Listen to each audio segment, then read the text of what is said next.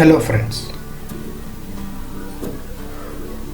welcome to Kns Biochemistry. Today in this video session we are going to see about one of the important area of bioinformatics, where we are going to see about the significance of the bioinformatics, where the databases are going to play a very important role. So now we are going to see about the biological databases. These databases are the resources for doing any kind of work on bioinformatics. So let us start this session. Come along with me. Biological databases, what are they?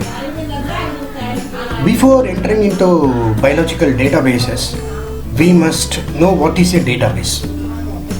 In the field of computer science, everyone knows that a database is a very important data, and that is going to play a very important role in computer science.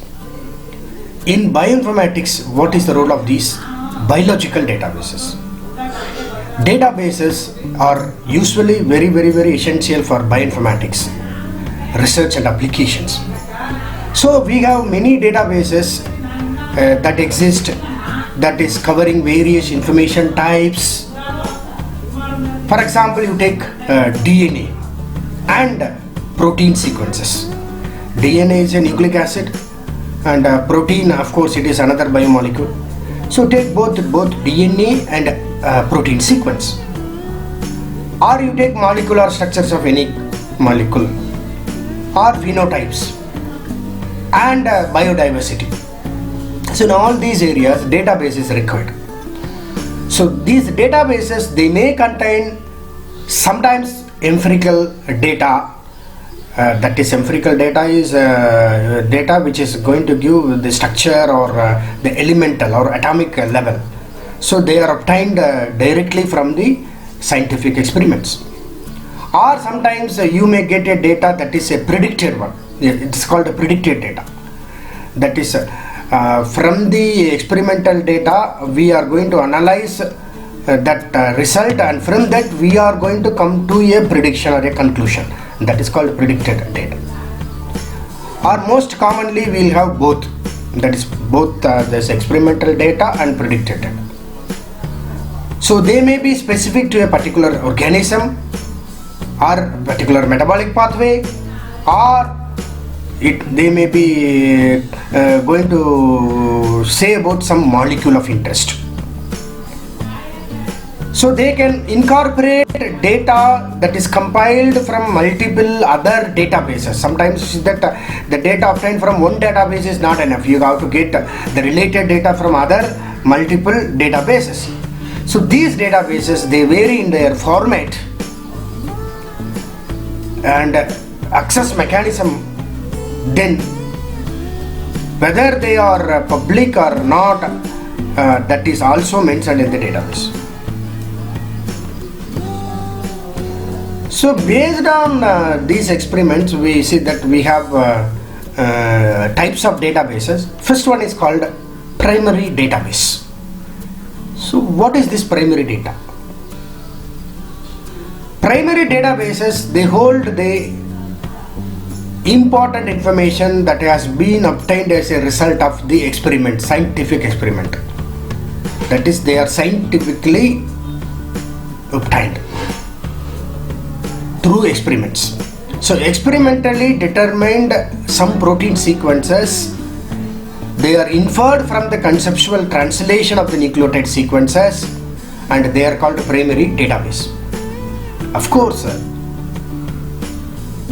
it is not experimentally derived information in case of a nucleotide sequence, but it has arisen as a result of interpretation of the nucleotide sequence information, and consequently it must be treated as potentially containing misinterpreted information. And if you go to protein database, there is a number of primary protein sequence databases, and each database requires some specific consideration.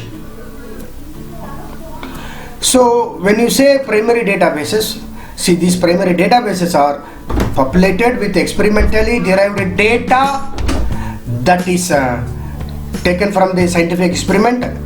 For example, nucleotide sequence, protein sequence, or macromolecular structure, etc., etc.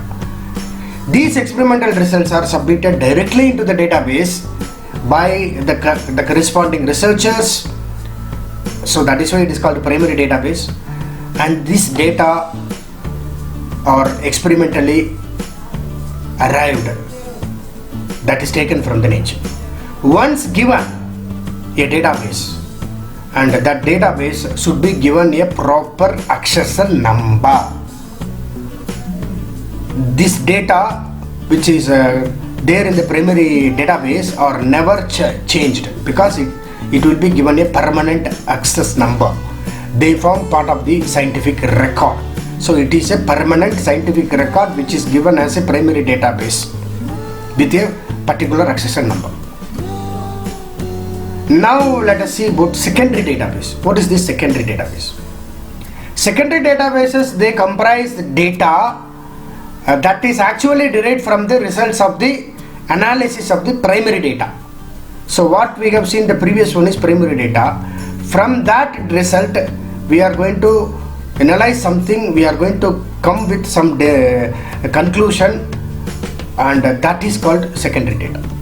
They are often referred to as curated databases, but this is a bit of a misnomer, because primary databases are also curated to ensure that the data in them is consistent and very, very accurate.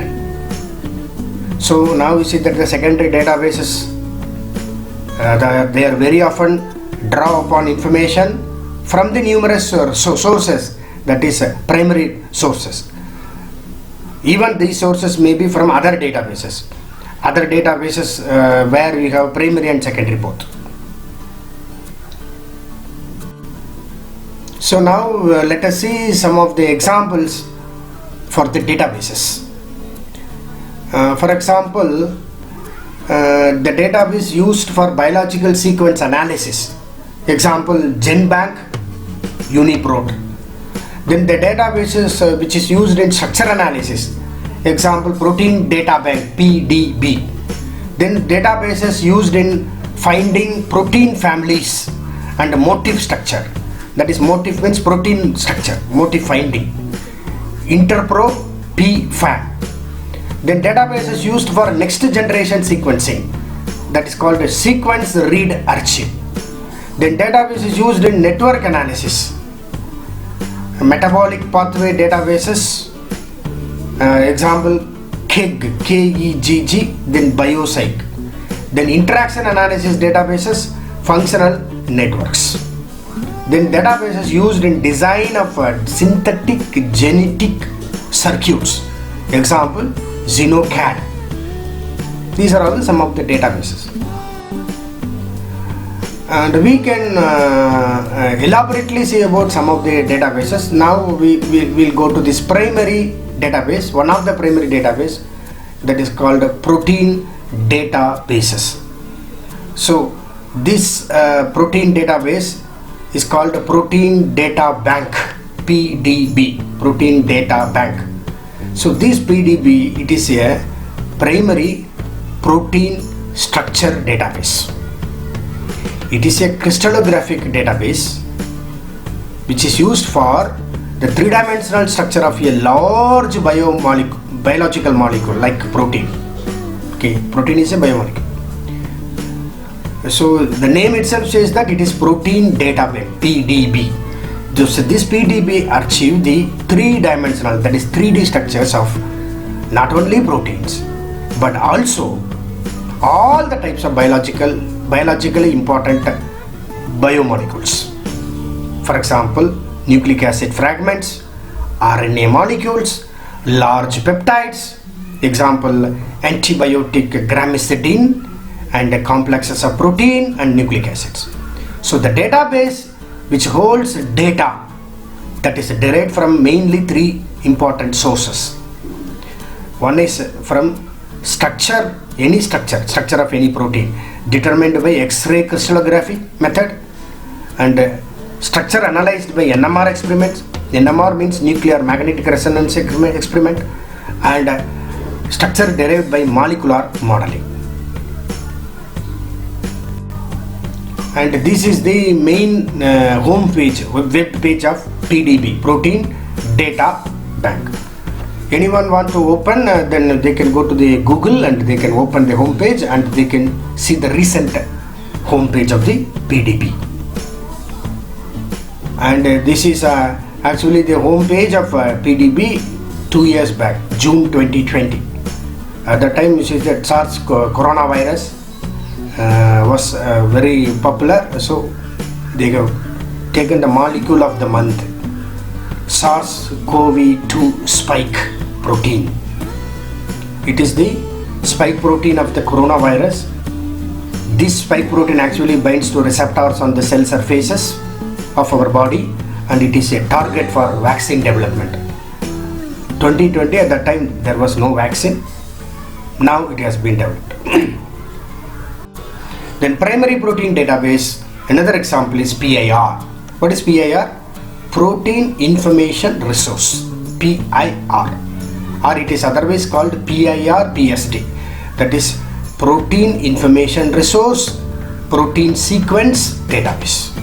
So this PIR PSD, it is a collaborative work between the PIR and the MIPs. MIPS. What is MIPS? Munich Information Center for Protein Sequences, which is located at Germany.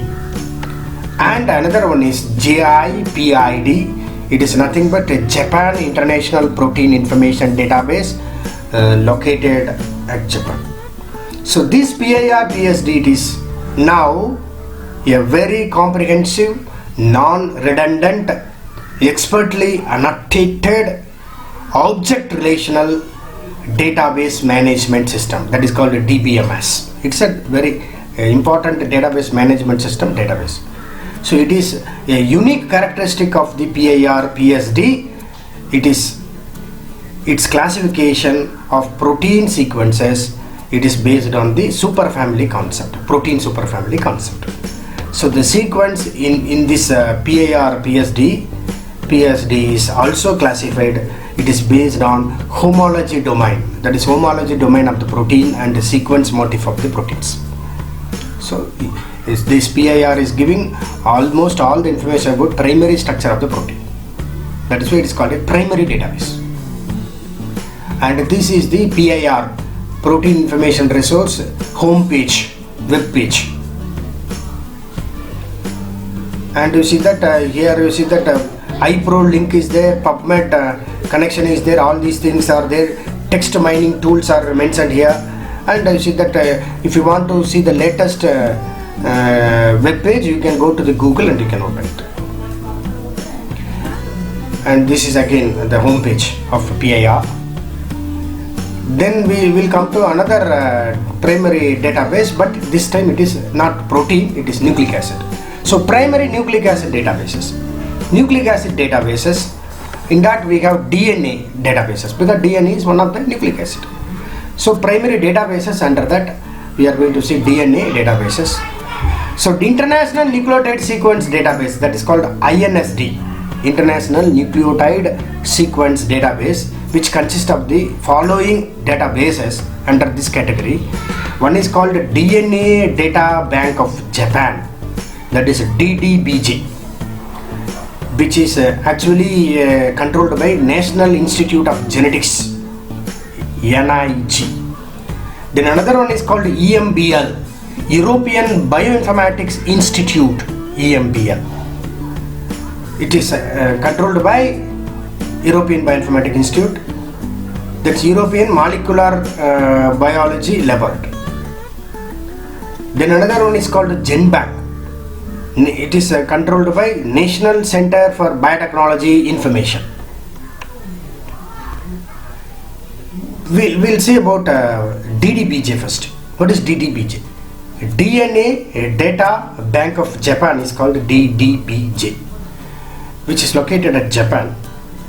Another one is called GenBank, controlled by USA, and third one is European Nucleotide Archive, which is located at Europe. All these three are repositories for nucleotide sequence databases, that is DNA and RNA sequences. So these nucleotide sequence data from all organisms are stored here. All three accept nucleotide sequence submissions, and then they will exchange new and updated data information on a daily basis to achieve optimal synchronization between them, because all the three are functioning put together, combined way.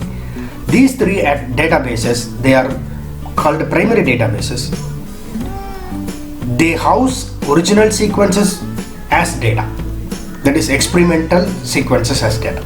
That's why they are called primary databases. All these three collaborate with Sequence Read Archive, SRA, which archives raw reads from high throughput sequencing instruments. So that is why they are all primary databases. Let us see secondary databases of nucleic acid databases. Example, 23 and ME's database, HapMap, then OMIM, that is Online Mendelian Inheritance in Man, which talks about inherited diseases, then RefSeq. These are all some of the secondary nucleic acid databases.